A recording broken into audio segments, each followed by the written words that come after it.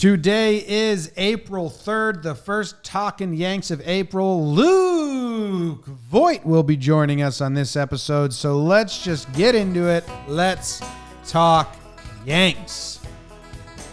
Talking Yanks with old Jomboy and Jake. Recaps galore and weekly awards. Stat lines, steaming hot takes. Get your Yankees news with these two fine dudes. It's time for Talking Yanks. Talking Yanks with old Jomboy And Luke Voit. Jomboy and Jake. Talking Yanks with old Jomboy and Jake. And Luke Voit. What's going on, everybody? Welcome back to another episode of Talkin Yanks. This is usually the voicemail episode, but we have special guest Luke Voit joining us today, and we're very excited to bring you that interview. My name is JOMBOY. Sitting next to me is Jake. Jake, how are you doing? Doing well, James. It is April 1st. Wow. But this is being released on April 3rd. We keep triple checking that. Man, was that the longest march ever? Yeah. Besides Gandhi's Salt March. Oh, yes. God. Yeah, there were some marches in World War II like that they tried to break So records. long. Let's just march for a month straight, you know? Um, Miles. Feet were blistering. Anyway, Putting March in a rear view. we just got off the phone with Louis Linwood Voit, and it was a nice, fun chat. So, I mean, we're not going to prolong this much. We'll throw it to it right away. I will say at some points his phone connection got like choppy or a little tough to hear, but for the vast majority, you can understand it. So just hang tight with us, and I think we're good. He's great. Yeah. All right. Well, here is our convo with Luke Voit. Should I play the transition sound we always play? Can. The transition sound that Patreon, leave a review, something. Patreon, leave a review, something. That's Here's ads. the interview. Those are our ads. We are joined by Yankees first baseman, King Louis V, Louis Linwood, Luke Voit. Luke, how you doing, dude? I'm doing all right, guys. It's weird times right now, but it's the first time I've actually been able to do some yard work in my yard and get some stuff done around the house. So it's nice to enjoy my deck, but I'd rather be playing at Yankee Stadium right now. I miss it a lot, and hopefully we'll be out there soon. Yeah. I mean, we were talking with Brian Hoke the other day, and you guys would have been in Tampa already, like 6 games deep. Made us sad. It's crazy. How long did it take for you to head up to head home? Because I know all the Yankees were going to stay in Tampa at first, and then I think you guys realized, oh wait, maybe it's going to be longer than we think. How long have you been home for? Yeah, me and my wife kind of made the decision to go home about like 2 weeks ago. We all decided to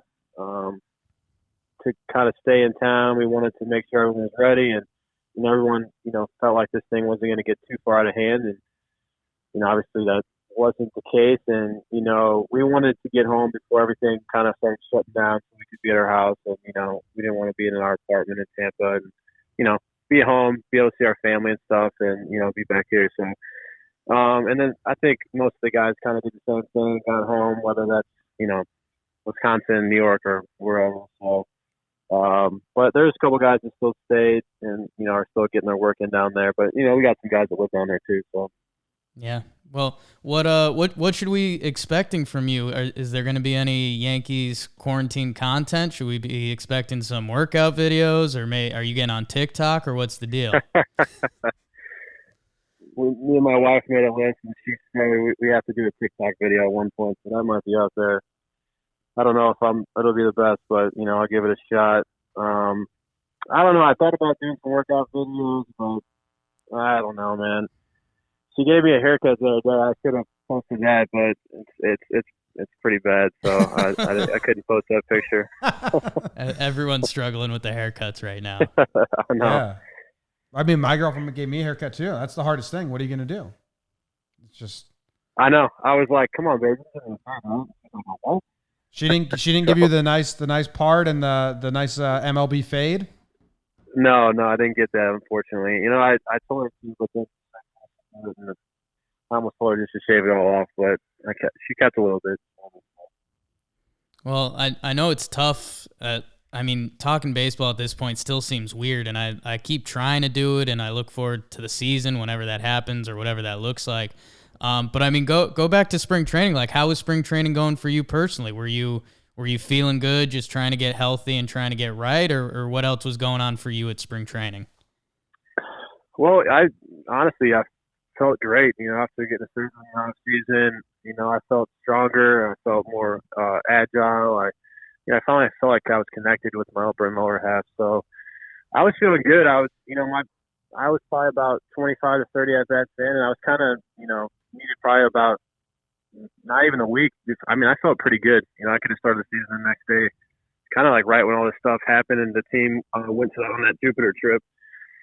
But yeah, everything was feeling good, man. I was hitting the ball hard. I mean, I didn't really have any stats to show for it, but I was hitting it hard, and that's all I want to do. And my defense was really good, my timing was really good, so I was really happy with where I was at. But then shit hit the fan, and it changed a little bit. So, but the only blessing out of this is we get Big G back, we get Judgy back, and then we get Paxton back if we start in June, like everyone's talking about. Yeah, and how about you? I know you were banged up at the end of last season. How you were feeling good health-wise? Was that something? Oh, yeah, man. Did it linger for a while into the off season, or when did you feel good to go? I got the surgery literally 2 days after. We literally flew home, and then I flew up to Philadelphia, and I got the surgery 3 days later after we lost to Houston. So I didn't realize how bad it was. I tore 6 ligaments down in that sports pubalgia area. So I didn't realize it was that bad. They thought it was a strain the whole time. I'm trying to get back from, a cortisone shot. I'm taking, medicine to try to help it, and I just couldn't get through it, man. And I wasn't myself. I was probably 75%.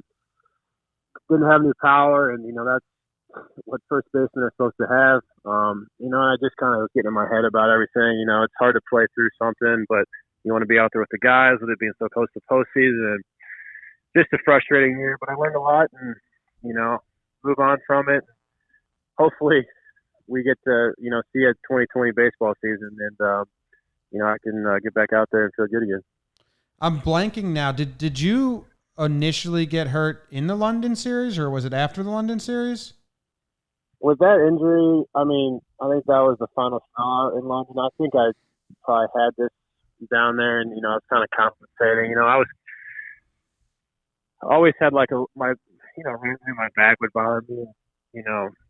I think this surgery corrected a lot of stuff, and made me stop overcompensating.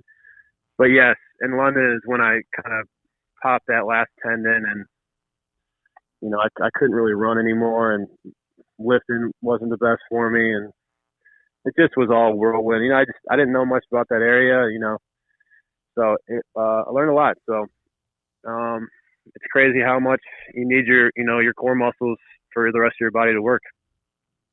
Yeah. I couldn't do anything after surgery. You're just at home in bed, lounging around, kind of like what we're all doing now. You got quarantine before the quarantine. Exactly. Well, and it's funny, and we're gonna deep dive into some stuff, Luke. We we big time researchers over here. Oh yeah. But man, you mentioned first baseman Luke Voit. Well, I'll do my thing, and I'll leave something for JOMBOY because it's closer to his heart. But you come over to the Yanks, and it's kind of this. All right, Luke Voit's coming over. We sent over a couple guys. You end up in right field. Can we talk about that for a second? Because I'm a big baseball reference guy, and actually we talked to Reese Hoskins the other day on our Talkin Baseball podcast, and he kind of had a similar thing. He ended up out in left field because they needed him out there, and he'd never played out there. What's going through your head when you're on the Yankees playing right field? And had you been out there? I don't know. I played a little bit in the minors, but I'll tell you what, I was so nervous. I was like, please don't hit me a fly ball. And thank God Britton came in and struck out the side. It was like the biggest side run it in. But I can't say I played right field. Yeah. And I don't think Billy will ever put me out there ever. You did a great job, man. Yeah. I did a great job, yeah. I was good. That's all that matters. Did you were the fans saying what's up? I know those right fans love talking to Judgy and he talks back. Or were you just like, I can't deal with anything right now. I got to be focused. Yeah. I didn't even think I played catch. I was so nervous, like in between innings. That's good. Yeah, and like, get me out there and let's get this over with. Yeah. It was a weird game. So I think like Neil Walker got like hurt. Right. Someone else happened, and like I was like the last bench guy to play. Yeah. Maybe someone else went to first, or I don't remember what happened, but it was weird. Yeah, because Neil had never played right field, and he ended up starting 18 games out there. I know. He'd probably say the same thing. I don't think he liked it either, but it's crazy. And then last year, Tyro started in the outfield for the first time in San Francisco. It's been wild. Yeah, but then he looked like an all-star. I know, and the big outfield too. It's crazy. Yeah, that's literally the worst outfield you could possibly play in as your first time. And then we were digging around and saw that in college you caught for your first short A season or anything like that. Do you have any catcher in you still? Like, is that any part of your heart? When I was with St. Louis, I was the emergency catcher. Nice. Okay. Did you ever root for injuries? You're like, get me in here. Let's go. I don't know. I don't know if I wanted to catch Carlos Martinez or break my thumb. So no. So I was searching to see if you caught anyone that came up with the Cardinals, and then I saw you caught what's his name, Josh Lucas, and then you faced him last year. Yep. Were you giving the you giving the Yankees a scouting report? Were you like, I caught this guy. I know it all. Yeah, no, I'm actually good. I'm buddies with Josh Lucas, but yeah, man, it's super weird facing him, and his typical sinker slider guy. So there's not too much you got to give away, but yeah, it was weird facing him. I wish I had like a crazy couple other guys, but I used to love catching him, so I got drafted. Probably wasn't the best defensive catcher, but I guess the Cardinals made the right choice in making me a first baseman, and my knees are saying the same thing. Yeah, that's a great call for the knees. And then my thing, I stumbled into luck, kind of the story of my life. At spring training this year, I asked Higgy a question, kind of about his minor league journey a little, because at 1 year his numbers just turned around and they snapped. Yours, I mean, they kind of had a nice progression, but it looked like in 2016 you were at Double-A for the Cardinals, and you put together a full season. I mean, it's kind of the Luke Voit we've seen on the Yankees. 372 OBP, 849 OPS. Did something come together for you in your approach and everything, or was it, hey, you just needed that full season of Double-A and it came together? That's actually a good question. I feel like, I used to be pretty stubborn when, trying to learn new ways of hitting. And I had a hitting coach named Smokey Ortiz, Ramon Ortiz, we call him Smokey. And his philosophy on hitting just kind of changed how I thought.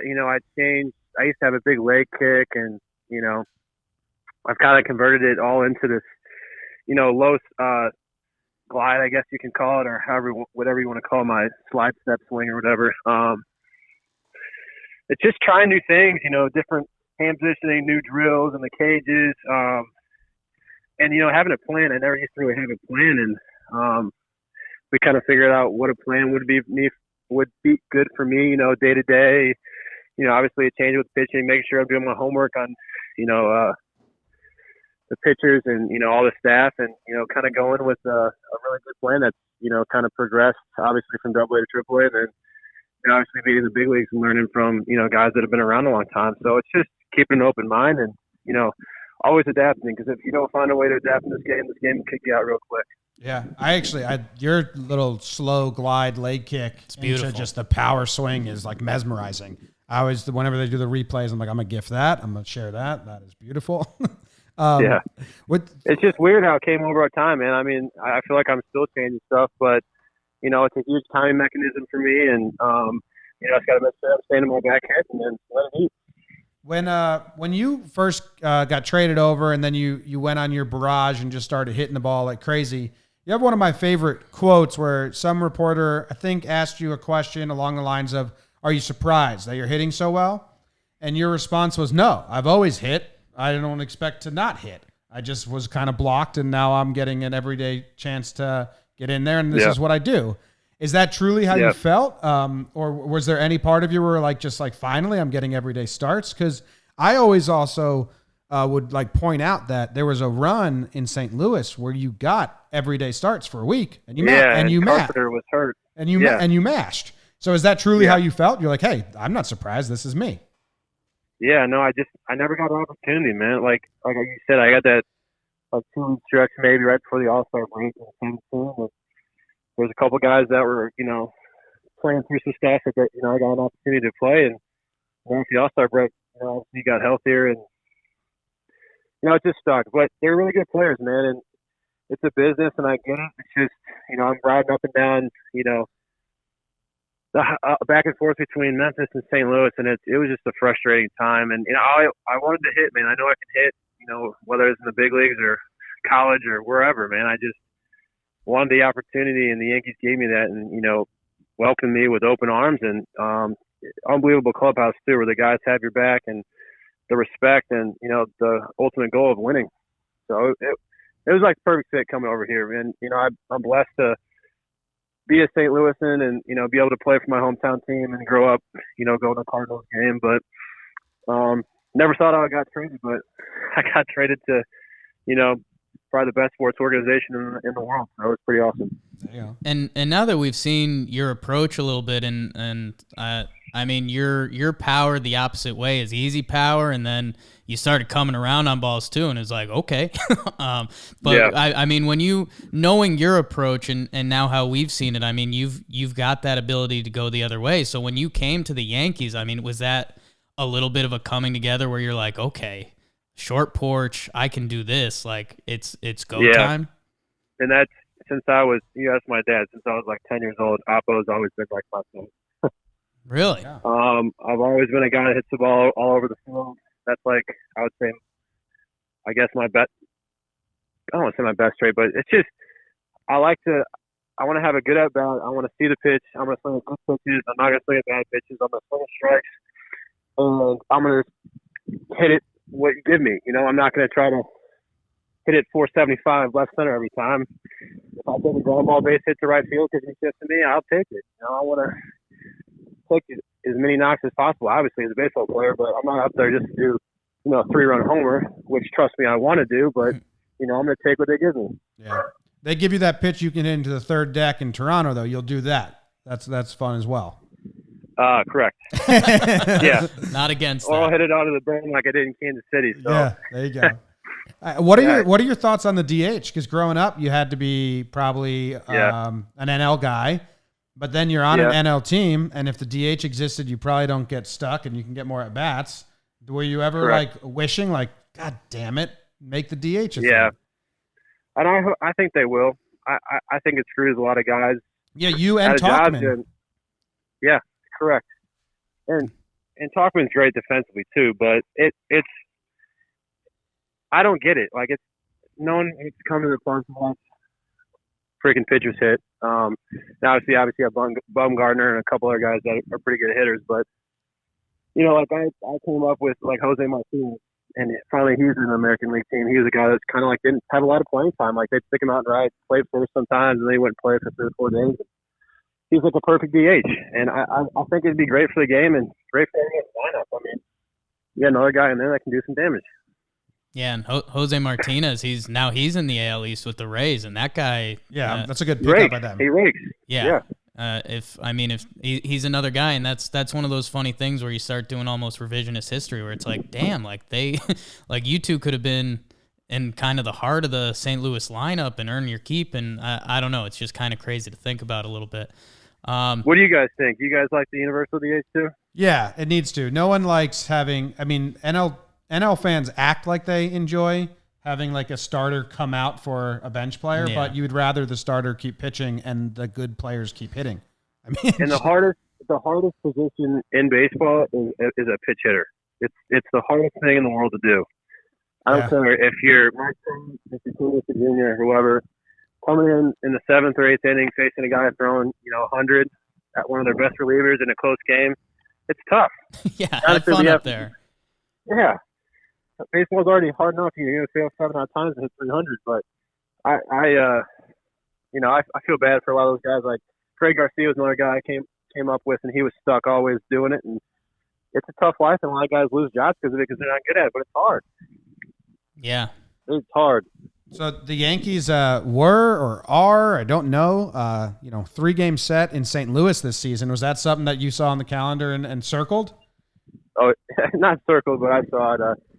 The All-Star break was right before it too, so it's kind of even cooler. Oh yeah, it's like a week at home. Yeah. So yeah, it's everybody talks about it. My buddies, my parents, my wife, they're all trying to push for it, but I don't even know what's going to happen anymore. But there's something else to come home and play. A lot of guys get that opportunity sometimes, but it's pretty special. So I don't know how many more times I'll ever get that if I play for the Yankees for the rest of my career. So yeah, it's pretty cool. Yeah. We had Phil Nevin on the show during the winter meetings. And he let us know that you guys were workout buddies. Have you guys been like FaceTime in workout sessions or sending each other like, hey, what are you doing at home? I called him Dad for a while. That's really good. He's freaking most jacked baseball coach out there right now. So yeah, gets after it. No FaceTime workout. He was cracking us up, man. We saw him at winter meetings, and I guess one of Jimmy's breakdowns, I think it was the Boston fight last year. He saw himself and he's like, "Damn, I'm looking 2018 Boston fight. I'm looking a little thick and not the good way." So now Nevin's just roped up, man. He even between winter meetings and spring training, he looked like he got more diced up. Yeah, I know. I think he's trying to get in that batter too. Something. I don't know. He's trying to mix in something. That didn't happen. He didn't cut in anyone's swings this spring training and was like, "Hey, yeah, right. Watch the old dog eat a little bit." Yeah, no, I caught him in the back show taking some swings. No, I'm kidding. Did you when we were down at spring training, we were fascinated by the live BVPs this year because we went down the previous year and we didn't really see a lot of that. Did you have any good BVPs or did you step in and you're like, okay, you're saying live? Yeah, live. Yeah, did you face Cole at all? I'm good. I hit a homer off him and so that's all. That's there it. You go. You're set. Yeah. Okay. Yeah. Nice. I hate live BPs. Absolutely hate them. Okay. Especially now because all this new technology. So we got 7 computers behind the pitcher, which is kind of hard to figure out. You got this huge screen. You got 7 coaches back there, and then it's just you and the catcher. And, sometimes he's calling his pitches, and then sometimes the catcher's already knows he's coming. And it just doesn't feel like a game at all. Oh, okay. Yeah, the catcher lets you know what's coming? Sometimes. Because, some guys want to know if it's coming inside, just because they don't want to get hit. Oh, okay. But, I mean, it's all if you, on them or, I did, that was my first day of live EPs. I did a couple before I just was whatever. And now he's throwing backdoor sliders, and he punched me in a backdoor slider, and I'm like, where the hell has this been? He's like, it's my new pitch. And I'm like, oh, great. At least I had a little idea what was going to go on. Who is that? I missed it at the beginning of the call. Britton. Oh, yeah. Britton threw the slider. Okay. Yeah, so I'm expecting turbo sinkers and backdoor sliders. So.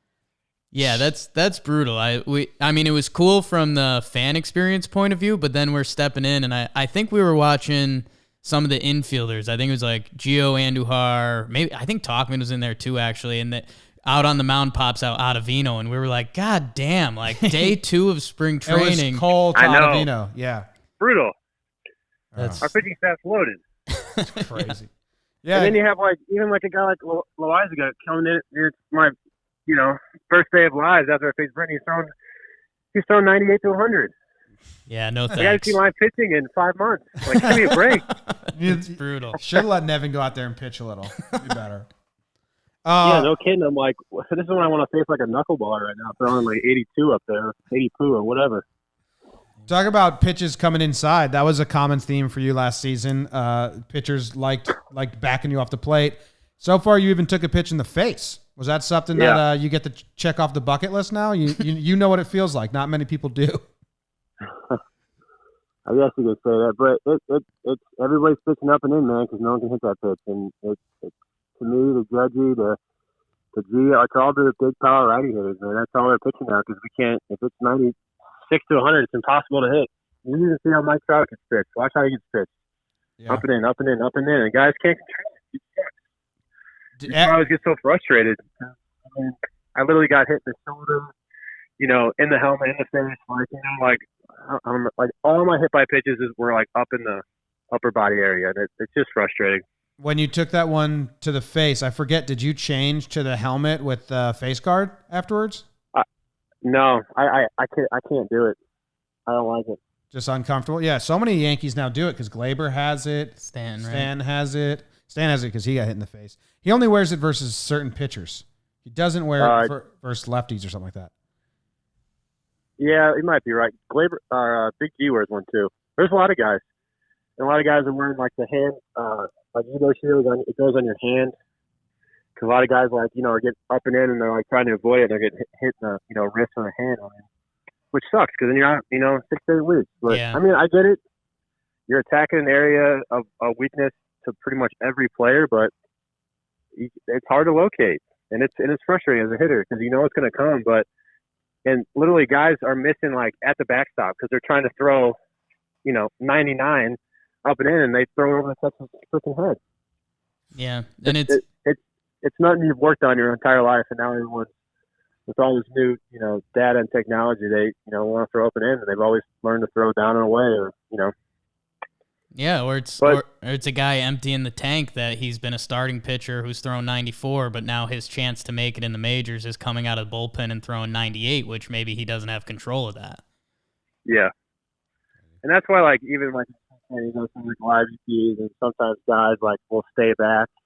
Like, let's say we're going to Clearwater, and those guys, didn't make the travel, and like they'll go over and get at bats on the minor league field, and that's when it's kind of even more like you got to be really ready, geared up in the boxes because you got these young kids trying to, they're facing a big leaguer for the first time, so they're going to try to throw as hard as they can. And that was what happened with Stanton. He took that pitch to the leg when he's trying to rehab, and that's kind of the tension and awkwardness during that at bat. And after he hit him in the knee, must have been wild. But yeah, it's a young pitcher. Yeah, it sucks. I know, and he's not doing it on purpose. He's nervous probably, and he's trying to throw 100. Yeah. So we've asked this. We asked Wade this. We asked a couple guys this. If you have one highlight that like of your own that either you go back and you're like, or it sticks out in your mind. I can throw some guesses out for you. It would be either the triple in the wild card game. That third deck shot in Toronto was pretty impressive. Is there something that defensively or a hit or something that for you you're like that's on your little feeling yourself reel? Yeah, I'm trying to think of like who my most famous like a home run that's like off of like a legendary pitcher, but I can't. I'm not drawing blanks right now. I can pull it up. Let's see. The triple was pretty fun, huh? I was gonna say, I mean, it's got to be a triple just because it's playoffs. I mean, that's stuff that you're gonna remember and you're gonna see highlights of, the rest of your life. Obviously, hopefully, I can do something like Dave Freese did and hit a home run in the World Series to win a game or something like that. That's probably the sickest thing you can ever do. You got I did like my home run in Kansas City. Oh yeah, that's cool. You got, let's see, on your game log, you got Cole. That's pretty good. You got Giolito after he came up and in on you, or before he actually came up in you because you got him. He was pretty good at that. Yeah. Goddamn pitchers, man. Jerk. And then he went in, and he walked me. He got me 0-2, and then he walked me. I love pitchers. They get in their own head so quick. What about the 2 home runs in Baltimore on Players Weekend? For Yankee fans, the trade happened, and even us will say it. We were like, "Who's this guy? Like, what is this trade? What's going on here?" And it was like, you have a couple days, you go down, you come back up, and then that Players Weekend, you hit those 2 home runs in Baltimore. You have a hell of a series, and then you kind of never looked back. Do you look back on that series fondly at all, or ever remember like what that felt like? Yeah, that's obviously, I was going to possibly say that too, is just a special moment of like when I finally got like consecutive days of playing, and I tried taking advantage of it. So that was, I feel like, kind of where like my Yankee career like obviously started, because at the beginning, like I came up, didn't do anything, and then I got sent back down. And, you know, I was like, man, I'm doing the exact same thing with St. Louis. And it's actually funny, the AAA hitting coach,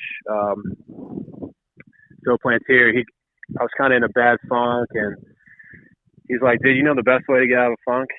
He like pulled me into the video room with that bar, and he pulled up videos, and he typed in every home run I've hit since college, and I watched all my home runs. Wow. And then a day later, I hit a walk-off in AAA, and then I got called up like the next day or two. So I don't know, it's crazy. You know, obviously baseball is so physical and there's a lot of talent in it, but, you know, it really is freaking like 90 to 95% mental. And if you have confidence up there, you can do a lot. Yeah. Just believe in yourself. So. That's why we like asking that question, because the more you talk to guys, you're more like, you know, and CeCe talks about in his podcast, like watching your own highlights gets you in a much better headspace to go out there with the confidence you need to play the game, which is, you know, it's a brutal sport, especially for a hitter. You're gonna fail a lot. It's crazy. That's when you just got to, regardless if you're, you know, 4-4 or 0 for 4, I mean, there's that chance of, you know, that fifth at bat, maybe it's a game-winning hit, or, you know, it's a double to rally an inning. You just never know. So you got to be prepared and, you know, move on. I mean, this game, luckily we get to play it every day to where, you know, you go for 5, the next day you can go, you know, 2 for 4, and, you know, you're feeling good again. But there's times where you can easily go 0 for 32, because I did it last year. Yeah. To where you really want to believe yourself, but you know, you just got to find a way to have perspective, or you know, figure out a way to get your mind off of it, you know, to get yourself back to who you are. And you mentioned David Freese pretty casually there. I think if we read it right, was your high school David Freese, Ryan Howard, you? Yep. Okay. What was that like? Was it just a big high school, or is there like a good traditional baseball program there, or what? We actually had, on my senior year, we had 3 guys in that draft, and 3 guys got drafted. Damn. So it's pretty cool. That's crazy. They never made it. I think one of them made it to Double A, and it was just like an A-ball player for like a couple of years. Actually, we had 4 guys. Wow. So 4 guys it was a stacked high school team. Jesus. No, I know, but we were like 23 or 22 and 3 or something like that. And we lost in districts. 15 to 3. Wow. We got our ass kicked, but we were ranked, you know, top 5 in the state. I don't know, St. Louis has like some sneaky good, some baseball players, so it was always competitive. You know, play travel ball growing up and stuff. Yeah, I mean, you and Howard, same high school, same college. I'd like for you to stay a Yankee the rest of your career, but if you end up playing on the Phillies, that's kind of a cool parallel there. Yeah.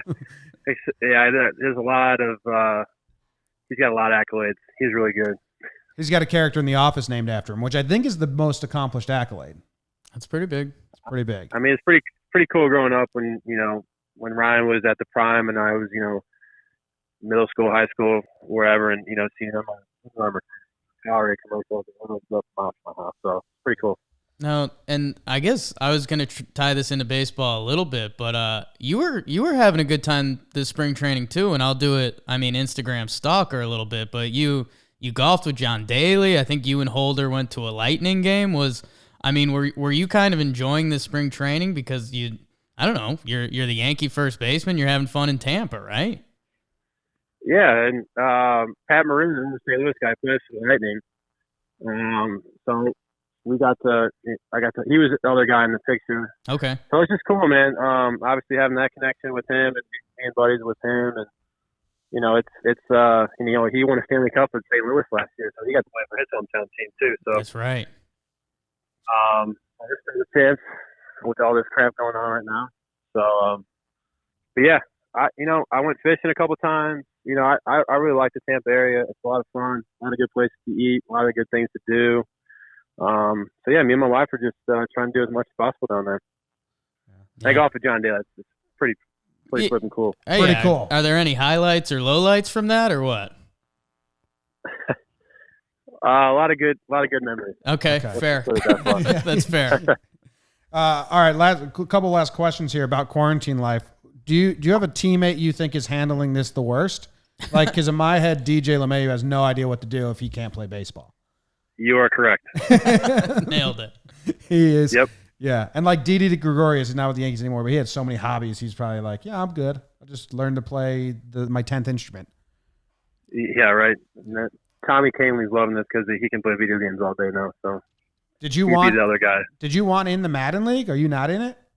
I'm in it. I just beat the Steelers up before I got on the call with you guys. Oh wow! Congratulations! Congratulations. If we knew, we would have congratulated you earlier. I'm sorry. I'm 3-4 though. I suck. I suck. I got lucky. I have 18 interceptions with Aaron Rodgers, and I played 7 games. So Hey, you're slinging it, just man. chucking it. It's the Brett Favre version of Aaron I have Rodgers. Christian McCaffrey, and I can't run with him. We're playing it all Madden. Yeah, It's impossible. It's so hard. You can only throw the ball. did And I swear to God, all the linebackers are faster than McCaffrey. McCaffrey's like the best player in the game. You can't run these guys. Even some of the D linemen, I'm like, come on. That's the I drafted worst. Chase Young too. Oh, nice. Yeah. So did But Tommy again, have to go beat the don't know how to computer use for you? Because that was part of the Well, article. Was Tommy was beating the computer for players, so you guys would all make the playoffs, right? Yeah, he was like sending us wins, Ah. and that still didn't work. I went 8-8 and didn't make the playoffs. Oh no. Oh, that's crazy. That's brutal. That's brutal. But it's fun to hop on and chat with the guys, even though I get my ass kicked every time. But gives us something, and still has that little bit of camaraderie. We got a big group text and everything, so That's awesome. It's pretty fun. Cool. Yeah. All right, man. Hey, we appreciate you joining us and stopping in and chatting. Yeah, man. Hey, you're welcome, guys. It's at least something I can do. Jeez. Yeah. if you I ever gotta need- go cut the grass or something. So Yeah. Get in that group chat. Send us some more guys. yeah, we're good. yeah, right. All right, man. Hey, hopefully we see right, you in the boys. Bronx soon and enjoy Yeah. the rest of this little hiatus. Yeah, take care, boys. Thanks, Take it easy. Okay. That was that. Voit seemed like he was in good enough spirits, all things considering. Yeah, quarantine like the rest of us. Shaking his head at those damn pitchers, man. Yeah, the stuff he had on hitting was really good. I like that insight where he goes, yeah, he walked me, had me 0-2. Yeah. Pitchers, man. Get in their head. It's funny the things that can stick out in your head, especially these guys. And yeah, like we were asking about some of his moments, and I think as a Yankee fan, you can pick out some of the big ones. But it's funny when you mention, yeah, he had me 0-2 and he walked me. What an idiot! What a fool! That was like on his list of like Yeah. good shit. And he hates live batting practice. It is true. I never considered like when you watch it, there are like 7 coaches behind the pitcher. Like, Oh, it's a it's got to nightmare. be distracting. I mean, dude, it's the pitcher. It's early in spring training. There's the screen. There's like a couple video cameras. There's the analytics crew is back Just there. with a clipboard and a pencil And behind there's the like pitcher. there's extra pitchers back there too. Like I remember Tanaka was hanging out one time, Yeah, like just just watching. seeing what was going on. But Luke was great. Tweeted him and say thank you, Luke. Yeah, or go on his Instagram and say thank you. And that way, he'll know people listened. Imagine if he thinks that was just a private It's conversation. just a talk. We just had a lot of things to get off our chest. It didn't roll that, Luke. Yeah. It's just two fans Nice- having a conversation. Nice catching up with you. All right. Thank you guys very much for tuning in. And go reach out to every Yankee and tell them to come on the show. See ya. Thank you. Go Yanks. No. Go Yanks. Tell them, Grams. Go Yankees.